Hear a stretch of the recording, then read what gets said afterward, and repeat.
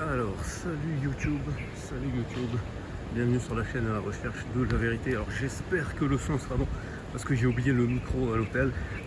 Donc si jamais le son est pas bon, je referai la vidéo. Alors, aujourd'hui c'est la première vidéo à Kuala Lumpur en Malaisie. Et donc il y a beaucoup de choses à vous dire. Déjà premièrement, que c'est un pays qui est ultra sous-coté. Mais par contre, contrairement à ce que je pensais, les prix sont légèrement plus chers que à Bangkok. C'est pas tout à fait. Alors je sais pas si c'est dû à la devise, mais je crois que c'est un petit peu plus cher quand même. En général, après ça dépend des choses. Pour l'hôtel, c'était moins cher, mais pour la vie au quotidien, c'est peut-être légèrement plus cher. Enfin bon, je vous ferai une revue par rapport à ça après au bout de 1 mois, parce que en fait je pense que 30 jours c'est la bonne période pour faire des comparaisons. Non, là aujourd'hui donc je vais vous partager, je vais essayer d'être synthétique parce que j'ai un petit peu le jet lag là, donc je vais essayer d'être clair dans mon propos. Alors aujourd'hui j'ai vu une vidéo sur YouTube que j'ai trouvé intéressant de commenter, parce qu'elle fait écho avec un tweet que j'ai vu sur X. Donc je vais d'abord commencer par le tweet sur X parce que ça va permettre d'aller tout de suite dans le dur, donc ça va cliver comme on dit. Donc il y a un mec qui a tweeté sur X. Alors je me réserve le droit de me tromper parce que je suis pas un spécialiste de ces trucs là, mais il me semble que c'était une photo avec Inoxtag. Alors Inoxtag, avant qu'il fasse son ascension de l'Everest, je savais même pas qui c'était. Donc pour vous dire à quel point je suis totalement à l'ouest concernant tout ce qui est influenceur et compagnie. Mais bon, après, il faut être clair, il a plusieurs millions d'abonnés, donc qu'on aime ou qu'on n'aime pas, ce qu'il fait a de la valeur, au moins aux yeux des millions d'abonnés qu'il a. Donc ça c'est un truc qui est important de prendre en compte, même si l'air du temps on peut ne pas l'aimer parce qu'on peut trouver que c'est de la merde, tout ce que vous voulez, n'empêche que c'est quand même une marque d'une certaine intelligence, en tout cas d'un certain savoir-faire, d'arriver à drainer quand même des millions de personnes. Parce que vous ne pouvez pas croire que c'est juste par exemple s'il avait acheté des abonnés ou je ne sais quoi. Voilà. Mais bon, je ferai une vidéo par rapport à ça. Là c'est pas le propos. Donc il a plusieurs millions d'abonnés sur YouTube et sur les autres réseaux sociaux, etc. Et donc il y a une photo de lui où il est avec sa femme. En tout cas c'est comme ça que c'est présenté. Et le visage de sa femme est flouté. Bien qu'on voit qu'elle est habillée avec un voile, etc. Et donc dans le mec qui tweet ça, il est en mode, bon déjà il est tout de suite insultant clairement, parce que son sous-entendu qui est clair et net, c'est de dire mais ces gens-là, c'est pas des gens qui représentent la France, etc. Voilà, c'est ça le propos de son tweet, avec quand même, il y a une partie de son tweet qui est un peu pertinente dans le sens où il se dit mais pourquoi faire une photo si on voit pas sa tête, et d'autant qu'elle était déjà voilée à la base. Donc du coup, il y a quand même une micro-contradiction qui est relevée, qui mérite réflexion, mais vu que ça commence par des remarques désobligeantes, forcément, ça peut pas être perçu. Ça aussi, c'est un truc. Bon, après, moi aussi je le fais, hein, c'est humain, mais si on veut, ne serait-ce que essayer d'éveiller la critique chez l'autre, on va commencer par le traiter par des noms d'oiseaux, parce qu'en fait, à partir du moment où on traite quelqu'un par des noms d'oiseaux, c'est très difficile, c'est très rare que cette personne-là entende ce que vous dites en fait, même si ce que vous dites est pertinent. Donc c'est un truc qu'il faut réfléchir avant de balancer sur X. Donc ça c'est le premier point. Et donc évidemment dans les commentaires il se fait allumer. Il y a deux catégories. Il y a ceux qui vont descendre Lana et Inoxtag, qui vont l'allumer. Et là, ça vient un deuxième problème. Le deuxième problème, c'est que c'est la remarque que je viens de faire, elle est valable dans le sens. C'est-à-dire que c'est pas en répondant à des noms d'oiseaux par des noms d'oiseaux que ça va améliorer le schmilblick. Alors, je suis quand même tout à fait conscient que c'est utile d'avoir un moyen de se défouler quand même. Et ça a été prouvé, en fait, que le fait de dire des noms d'oiseaux, en fait, c'est quand on n'a pas la possibilité, je sais pas, de frapper dans un sac de frappe ou de se défouler, aller faire du sport ou je ne sais quoi. C'est déjà un moyen c'est déjà un exutoire en fait. Voilà. De la même manière que les vidéos YouTube, c'est les petits des pauvres en fait. Ceux qui n'ont pas des sous pour aller chez le psy, ils font une vidéo YouTube et déjà ça leur permet de sortir en fait, d'évacuer un certain nombre de choses. Ça permet aussi de structurer sa pensée, hein. Ça permet de parler de seul sans passer pour un fou aussi.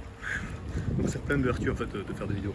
Enfin bon bref, c'est pas le propos de cette vidéo, je ferai une vidéo là-dessus. Là, je vais juste cracher mon chewing-gum parce qu'il a fait goût et que j'ai pas envie d'avaler. Et quand on parle, au bout d'un moment, ça peut arriver. Donc ça c'est le premier point. Donc moi j'ai essayé d'être un peu un rassembleur dans les commentaires. J'ai un peu lu pas mal de commentaires avant de réagir et puis j'ai réagi en disant bon voilà, le tweet et les commentaires posent plusieurs problèmes. Et donc j'ai expliqué ce que je viens de vous expliquer là, à savoir que avec un peu plus de détails, parce que c'est vrai, dans les religions il y a le principe, enfin dans les religions du livre, il y a le principe de ne pas idolâtrer et ériger comme ça des gens sur le statut d'influenceur, d'être fan, etc.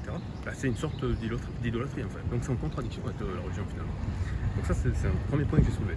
Mais j'ai aussi soulevé le point par rapport à l'autre qui se revendiquait un peu, on va dire, représentant de la France nationaliste, etc. Sachant que c'est un peu rigolo parce qu'il avait une croix occitane et historiquement l'Occitanie a été concurrente du roi de France. Hein. Pendant jusqu'au, je crois, au XIIIe siècle, l'Occitanie était plus puissante que le roi de France. Donc c'est un peu marrant de voir ça, des gens qui vont se revendiquer nationalistes après ça. Mais bon, ça c'est un point d'histoire, on fera aussi une vidéo là-dessus, c'est pas le propos.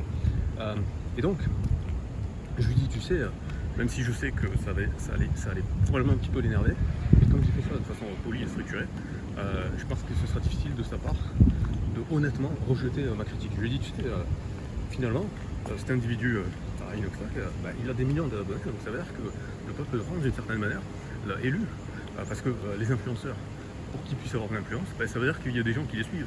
Donc ça veut dire qu'il y a une adhésion populaire. Alors on peut ne pas aimer, et d'ailleurs par exemple, je vais revenir sur des choses que j'ai dit par rapport à Hanouna, mais Hanouna, comprenez bien que toutes les critiques que je fais à son encontre, ça va être des critiques pour cristalliser les critiques que je fais par rapport à la société, parce qu'en fait, s'il est si populaire, s'il y a autant de gens qui regardent cette vidéo, ça veut bien dire que c'est l'état de la société qui est critiquable, et pas la personne en tant que telle, parce que lui, il a une certaine intelligence, d'ailleurs je l'ai déjà dit, hein. J'ai déjà dit qu'Hanouna est très intelligent en fait, parce qu'il arrive à drainer comme ça beaucoup de gens. D'accord. Ben là c'est pareil, Inoxtag, ici il a des millions d'abonnés. J'ai retrouvé le tweet en question, donc voilà, je vous le lis et je vais vous lire quelques commentaires. Donc c'est Team Patriot Oxy avec sa croix occitane. Un couple d'influenceurs afghans ou iraniens? Non, l'un des influenceurs les plus suivis de France. Le voile ne suffit pas, il faut cacher le visage, l'effacement de la femme. Autant faire une photo sans. Donc là, ici, on voit Inoxtag et apparemment donc sa femme, puisque on voit la bague ici. Voilà. Et donc on peut bien voir clairement qu'elle a le voile, mais son visage est flouté.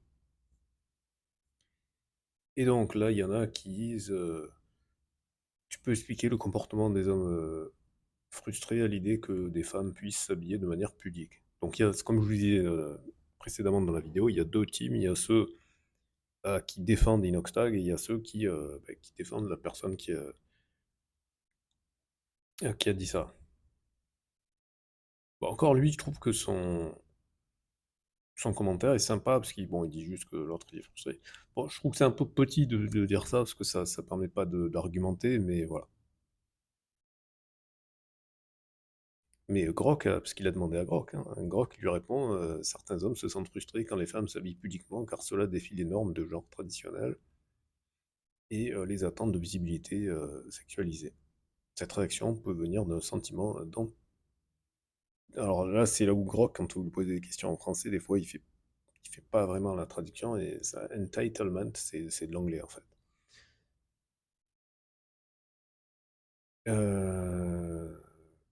Donc là, étant donné que l'autre s'en prend à Inoxtag et que Inoxtag est très populaire, ben forcément, il y a beaucoup de ses suiveurs qui sont venus le défendre.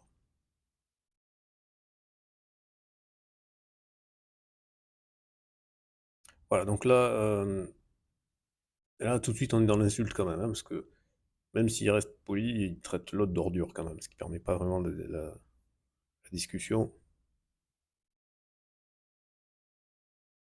Là, par contre, lui, il soulève un point important et qui est trop souvent négligé. La préservation de la femme. Comme ça, vous n'enregistrerez pas la photo, vous ne ferez pas de cochonnerie avec, vous vous en mordez les doigts, hein. Donc bon, c'est une accusation directe à la personne, mais ça dénonce, ça dénonce effectivement un vrai problème sociétal qui est que si vous vous affichez sur les réseaux sociaux, et surtout pire, si vous affichez les personnes qui vous sont proches, parce que c'est bien ça le problème. Inoxtag, lui, il est obligé de s'afficher sur les réseaux sociaux parce que c'est sa marque. Il a développé son audience grâce à sa marque personnelle. D'accord? Donc son concept, c'est lui-même. Il est sa propre marque. Donc il doit s'afficher sur les réseaux sociaux. Par contre, sa femme, elle, elle n'a pas demandé à le faire. Et donc il a tout à fait raison de la protéger. Et vous me direz, oui, mais dans ce cas-là, il ne faut pas la montrer. Ouais, mais justement, comme sa marque, c'est sa marque personnelle, le public veut savoir. Le public a besoin de savoir qui il est. Donc c'est vraiment c'est un dilemme très très complexe, ce qui doit en même temps dévoiler une partie de sa vie privée et en même temps la conserver. Donc c'est délicat. Voilà, donc après il y a pas mal de gens qui disent ouais que c'est elle qui voulait protéger, etc.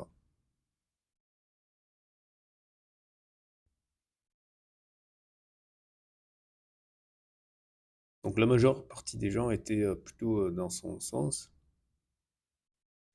mais il y a quand même des gens, enfin dans le sens de Inoxtag, je veux dire, mais il y a quand même des gens, donc, comme par exemple cette Sandrine Bouffard qui dit je ne veux pas de ça pour mes enfants et petits-enfants, ce ne sont pas mes coutumes, je fais quoi? Mes grands-mères ont toutes travaillé et étaient indépendantes, on fait quoi en France avec ça? Alors, la dernière remarque est un petit peu hors propos, parce que c'est un amalgame entre le fait que la personne elle serait voilée et le fait que la personne ne travaillerait pas. Or, quiconque a traversé la rue proche des écoles, et même il y avait eu un débat sur ça, sur le fait que les femmes voilées étaient autorisées ou pas autorisées à accompagner pour les sorties scolaires, qui est donc un travail. Donc, faire cette association-là, c'est malhonnête.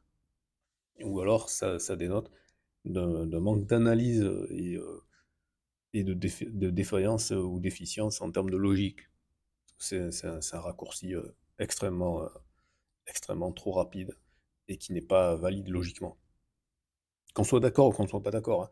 Qu'on me dise que statistiquement, peut-être qu'il y a plus de femmes qui ont le voile qui ne travaillent pas, je pourrais éventuellement l'entendre si vous avez des sources, mais corrélation n'est pas causalité.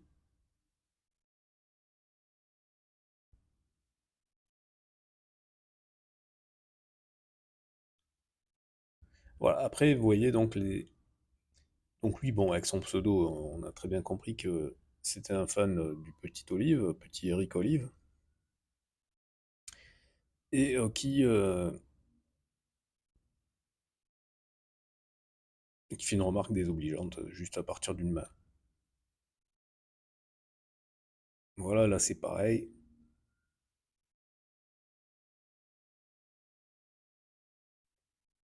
Là c'est encore pire, il a les idées de sa tête. Je sais pas ce que ça veut dire, mais pour moi c'est pas un argument. Là, c'est remarque intéressante, il lui dit il cache le visage de sa femme pour la même raison que tu te planques confortablement derrière un pseudo et un avatar. Pour que les dingueries que tu dis n'aient pas de conséquences IRL. Bon, là, lui, il affiche la couleur. Alors, et c'est contradictoire, hein, parce que si lui, il est pro-Israël et en même temps pro-Russie, pourtant, ce sont des pays qui sont antagonistes, des positions qui sont antagonistes, hein. Donc là, James Person, t'as des problèmes de cohérence. Il aurait dû cacher les mains. Donc là, encore une fois, c'est sarcastique. Bon, à la limite, au moins, ça, c'est pas insultant. Il préserve sa femme, voilà. Donc ça, c'est toujours la défense de Inoxtag.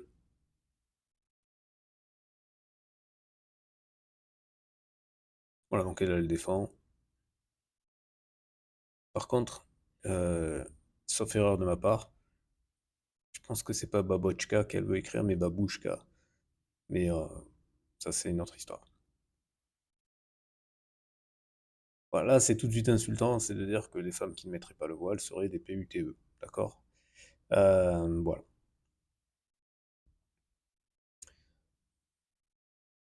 Vous êtes tellement des salles, etc.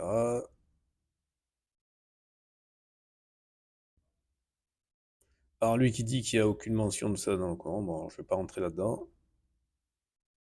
Et là, quelqu'un qui fait une remarque extrêmement pertinente, puisque elle partage un autre influenceur, euh, français, qui lui n'est pas musulman, enfin à ma connaissance en tout cas, et qui a fait la même chose d'une certaine manière, c'est-à-dire que il a flouté le visage de sa compagne.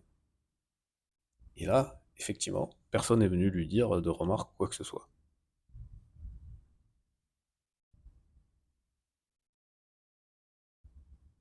Voilà, donc je vais pas rentrer plus dans les détails, je vous mettrai le lien pour aller voir.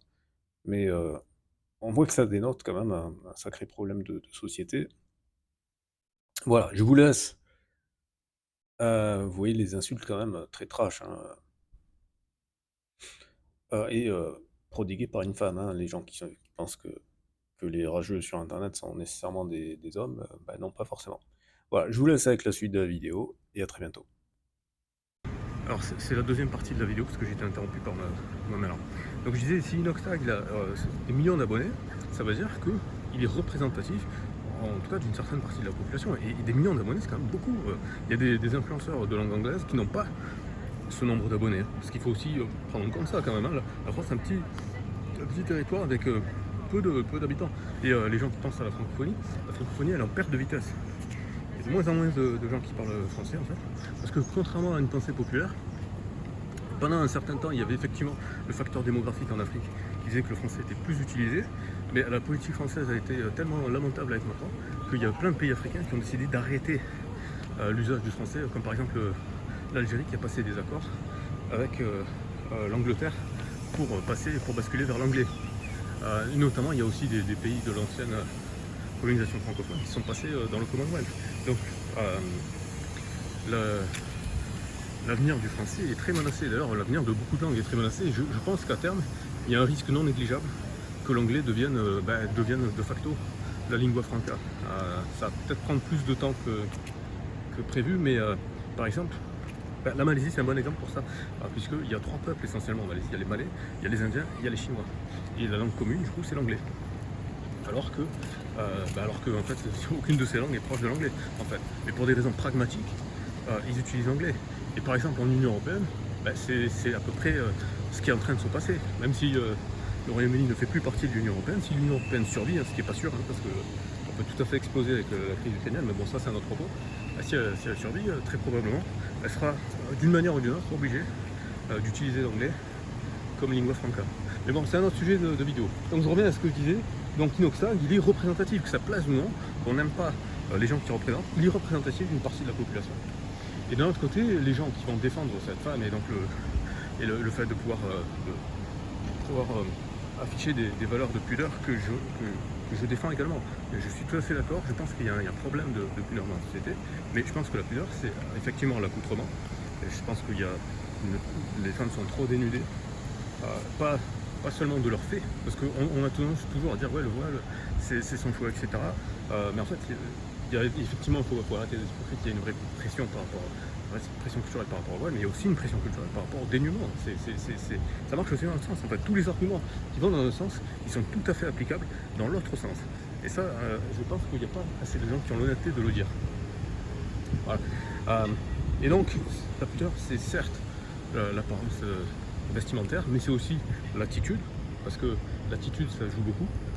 C'est pas, comme on dit, l'habit ne fait pas le moine. Malheureusement, il y a des gens qui peuvent être bien habillés et avoir une attitude qui est totalement impudique. Donc c'est pas suffisant, c'est pas juste une question d'accoutrement. Il y a d'autres problèmes aussi qui rentrent en ligne de compte, c'est aussi la façon de s'exprimer. Et oui, le langage, c'est aussi une manière d'exprimer sa pudeur.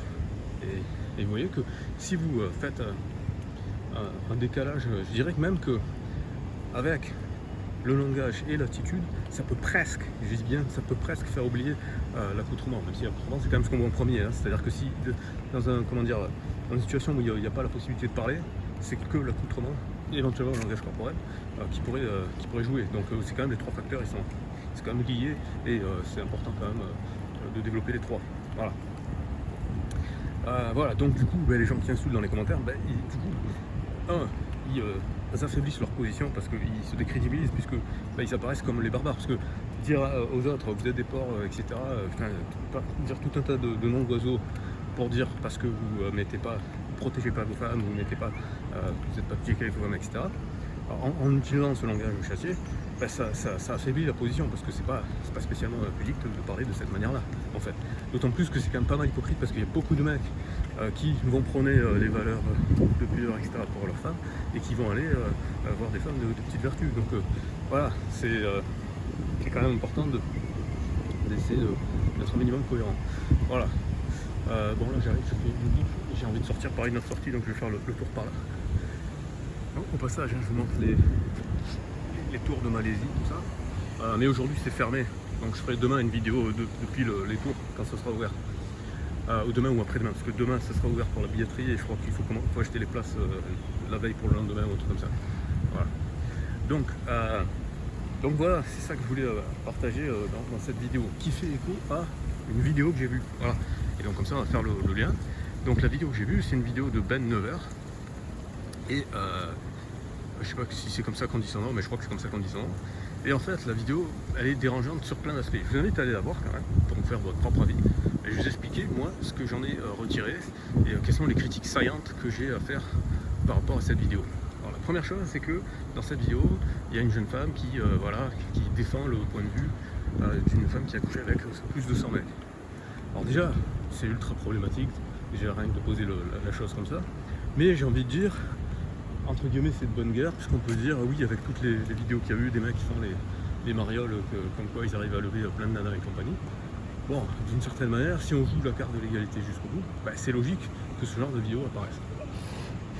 Parce qu'il y a quand même pas mal d'hypocrisie par rapport à ça. Et des arguments qui sont corrects, etc.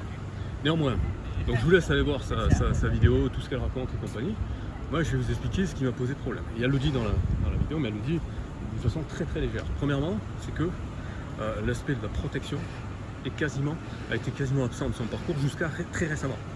Et ça, c'est extrêmement problématique. C'est extrêmement problématique pour deux raisons essentiellement. Parce que souvent les gens ils disent ouais, on se protège pour soi, on se protège pour les autres. Mais finalement, même si je vais attaquer le fait qu'elle a mis en danger d'autres personnes, c'est surtout elle qui s'est mise en danger parce que malheureusement, c'est asymétrique. Les femmes ont beaucoup plus de risques d'attraper des MST que les hommes. En fait, le rapport est asymétrique malheureusement. Voilà. Parce que beaucoup de gens croient que c'est 50-50, non c'est pas du tout 50-50, les femmes ont beaucoup plus de risques parce que dans les rapports normaux, les femmes sont réceptives ou réceptrices, on va dire réceptrices, et les hommes sont pénétrants. Donc c'est souvent dans ce sens-là que ça se propage, malheureusement. Voilà. Après, il y a effectivement les trucs, genre les champignons, ce genre de trucs, là c'est plutôt dans l'autre sens, effectivement. Que ça chopait. Donc elle explique que voilà, dans toute son expérience, etc., il y a un mec qui avait chopé un champignon, etc., et qu'après elle a pris des médocs. Bon, déjà elle l'a ultra minimisé, sachant qu'il y a plein de nanas qui deviennent folles à juste titre, hein, qui piquent des crises, etc., si elles chopent le moindre truc. Donc j'aurais bien aimé voir la situation dans l'autre sens. Voilà.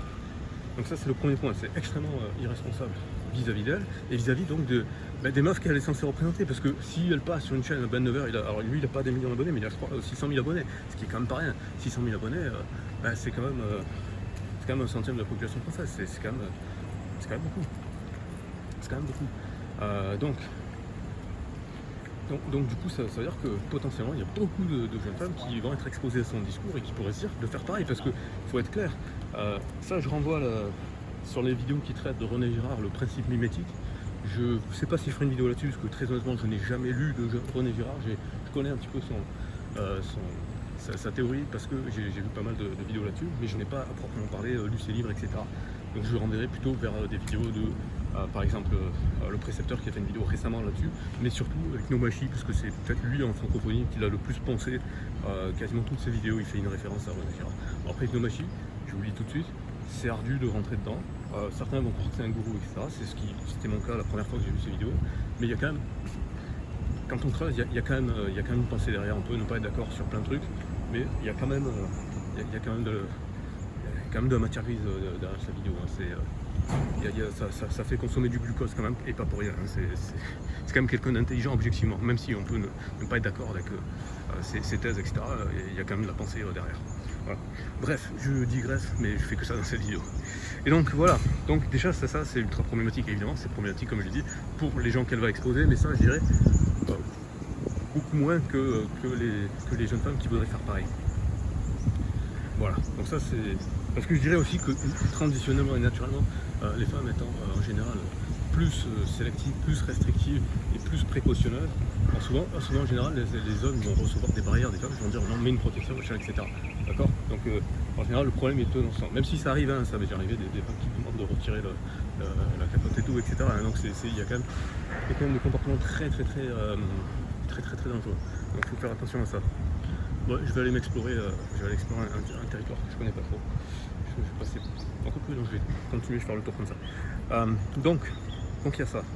Deuxième chose qui est problématique, c'est que en fait même la thématique de la vidéo, je ne la comprends pas très honnêtement. Je veux dire, à part pour dire voilà, les mecs ils ont fait des vidéos comme ça, donc on fait le pendant de ce côté là.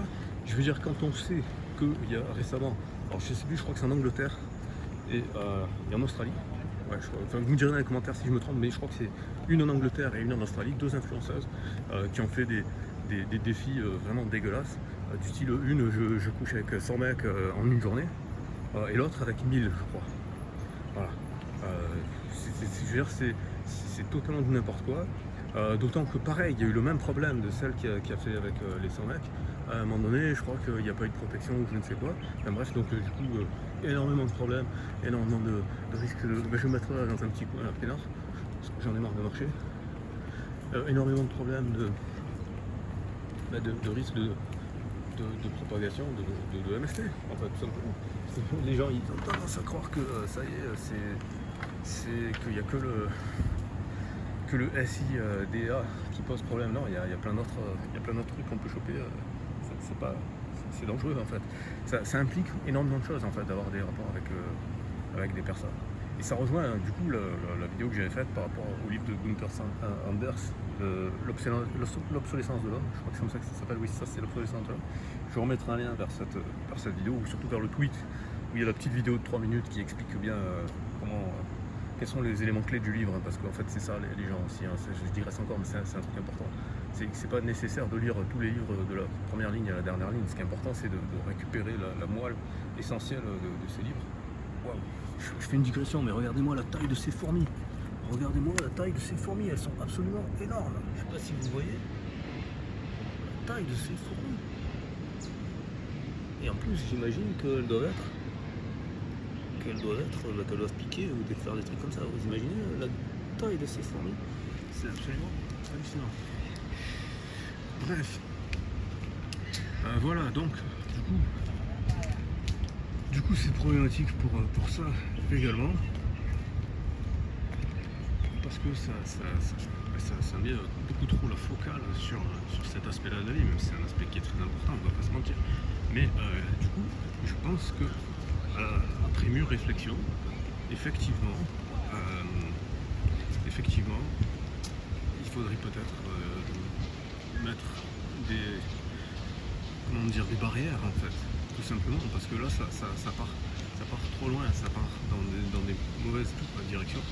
Parce que c'est quoi l'étape d'après? Là je fais l'extrapolation par rapport aux deux nanas dont je vous ai parlé, l'une qui a fait 100 mètres en une journée et l'autre 1000 mètres en une journée.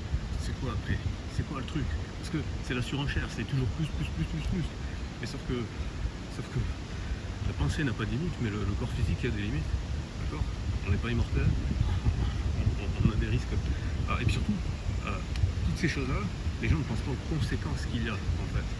Parce que c'est pas juste on fait une action, c'est font une action qui implique d'autres gens. Et en plus, souvent c'est lié, il va y avoir la promotion sur les réseaux sociaux, etc. Vous voyez, par exemple, moi je fais des vidéos, je ne me montre pas. C'est pas parce que j'ai une sale gueule, c'est pas parce que j'ai honte de ma gueule. C'est tout simplement parce que j'en ai marre de ce culte de l'apparence, de l'apparence physique des gens. Et je pense qu'il faut revenir plus aux propos des gens. Qu'est-ce qu'ils veulent dire? Quel est leur message? Quelle est leur pensée? Et ça, et bien, pour que ça soit le moins influencé possible, ne pas montrer la personne, ça me paraît être un bon début pour essayer de nourrir un petit peu plus la pensée, tout simplement. Parce que là, c'est l'absence de pensée. Parce que là, si on décortique la vidéo, quel est le but, quel est le message de sa vidéo? Parce qu'à un moment donné, elle nous dit, oui, voilà, je voulais me découvrir, je voulais apprendre ce que c'était de plaire, etc. Bon, déjà, c'est assez marrant, c'est que c'est toujours pareil. C'est les nanas qui sont déjà bonnes de base. C'est-à-dire que, désolé de parler comme ça, mais moi, tout le monde comprend. C'est-à-dire qu'elles n'ont rien à faire et il y a tous les mecs qui arrivent vers elles. Donc ça me fait marrer quand elle dit laisse-toi une chasseuse, laisse-moi rire. Parce qu'en gros, ce qu'elle disait, c'est ouais, quand j'arrivais en soirée, etc., je savais que j'avais tel mec qui voulait de moi et je pouvais choisir celui que je voulais. Bon, bah donc tu vois bien que tu n'avais aucun effort à fournir, en fait. Voilà, donc soyons réalistes. Même les meufs moches peuvent faire ça, on l'a vu grâce aux sites de rencontres, etc. C'est tout à fait possible. Voilà. Après, soyons clairs. Et oui, c'est que c'est facile pour une femme d'avoir accès à des mecs qui veulent coucher avec elle, et c'est plus difficile évidemment d'établir des vraies relations qui vont durer, etc. etc. Et ça c'est d'autres histoire, d'accord? Mais c'est pas en promouvant ce type de comportement qu'elles vont trouver la grande histoire. Et le fait qu'elle parle de son mec, etc., alors qu'elle a 30 ans de passé, et que dans plein de pays, les femmes à cet âge-là, elles ont déjà une famille, des enfants, etc., je pense que cette femme-là aura du mal à avoir une famille fonctionnelle. D'ailleurs, à un moment donné de l'entretien, elle explique que c'est marrant, parce que c'est marrant, c'est pas marrant du tout, hein, mais c'est que a posteriori, quand elle a vu les hashtags et tout et compagnie, c'est là qu'elle s'est dit que 5 ans avant, parce que l'hashtag MeToo c'était en 2018, elle s'est aperçue qu'en 2013, en fait, il y avait un mec avec qui elle avait eu rapport, et que finalement, en y réfléchissant bien 5 ans après, elle sait pas vraiment ce qu'elle voulait. Donc là, déjà, c'est extrêmement problématique. Ça veut dire quoi? Ça veut dire que, et en plus, elle dit qu'elle voudrait, si elle retrouvait son nom, lui faire un procès. Donc ça veut dire quoi?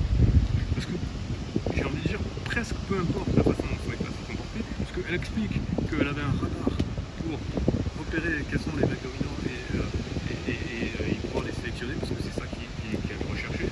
Et là elle nous dit qu'elle se retrouve dans la bagnole d'un mec, qu'elle trouve violent et compagnie, et que voilà, elle s'est sentie obligée d'aller chez lui et de faire des trucs avec lui. Je veux dire, comment ça se fait qu'elle se retrouve dans cette situation-là? C'est ça la question. Si elle est censée avoir un radar qui permet de repérer les meilleurs mecs, etc., comment elle se retrouve dans cette situation-là? Parce qu'à un moment donné, il y a quand même une part de responsabilité. Parce qu'à un moment donné, d'après ce qu'elle dit, elle s'est imaginée, parce qu'elle décrit la scène en disant, voilà, c'est le genre de mec, vous avez l'impression, vous savez que si vous dites un truc qui ne va pas lui plaire, il peut devenir violent. Mais tout ça, c'est un film qu'elle se fait, ça se trouve, le mec, c'est simplement, il a une apparence physique extrêmement imposante parce qu'il fait beaucoup de sport, etc. Et ça se trouve, c'est un gros nounours. Et déjà le fait que, parce qu'elle dit, voilà, elle s'est retrouvée dans la bagnole, normalement il est censé la ramener, et puis finalement, en fait, il a ramené chez lui, en fait. Mais ça, je sais pas, peut-être qu'elle aurait pu dire à un moment donné, attends, mais tu avais pas dit que tu me ramenais chez moi, ou je ne sais quoi, ou laisse-moi à cet endroit-là, je vais chercher un taxi, ou un bus, ou je ne sais quoi, d'accord? C'est important de remettre un petit peu la part de responsabilité des gens, parce que c'est trop facile de se déresponsabiliser, de faire comme si les gens ils étaient pas responsables, c'est pas eux qui ont décidé, etc. Elle a tout à fait décidé de se retrouver dans cette situation-là, en fait.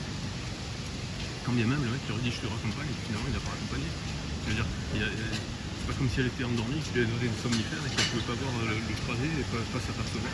Attends, je veux dire, aujourd'hui tout le monde a un truc comme Bolt, comme Uber, etc. dans sa poche, d'accord? Parce qu'à un moment donné, c'est trop facile. Tu peux pas jouer la meuf indépendante, etc. Et puis après, quand il s'agit d'assurer par ses propres moyens le retour chez soi, parce que c'est ça aussi, c'est trop facile de se dire ouais, mais il m'avait promis, et puis après, il a pas fait. Bah ouais, mais d'accord, mais si. Je veux dire, t'es adulte, c'est pas adulte, c'est ça la question à un moment donné. Tu vois? C'est ça que je voulais dire. Voilà, donc il y a énormément de questions qui sont évoquées, qui sont soulevées, et surtout qui n'ont pas été traitées en fait. Parce que l'intervieweur, il fait que aller dans ce sens, lui passer la pommade, et en gros lui dire ah ouais, t'es une super meuf et tout, ce que t'as fait c'est presque moins ça, qui lui dit c'est courageux. Alors que où est le courage qui consiste à dire bon ben la meuf elle a décidé d'écarter les gens. Je veux dire, à un moment donné, il faut appeler un chat un chat. Voilà. J'espère que le son il sera bon. A priori, il n'y a pas trop de bruit, mais comme j'ai pas pris le micro, je sais pas si ce sera bien.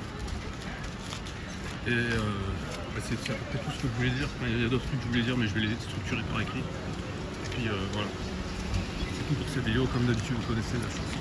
Abonnez-vous, pouce vers le haut, tout ça. Et là, je sais pas ce qu'ils construisent, mais je vais demander de... excuse me, sir. Yes. What are you building? Okay, we'll stay. Next. Go next. No, but what is building? Oh, It's a tower, it's a hotel, what do you... shopping mall. Shopping mall, okay. And this building, what is...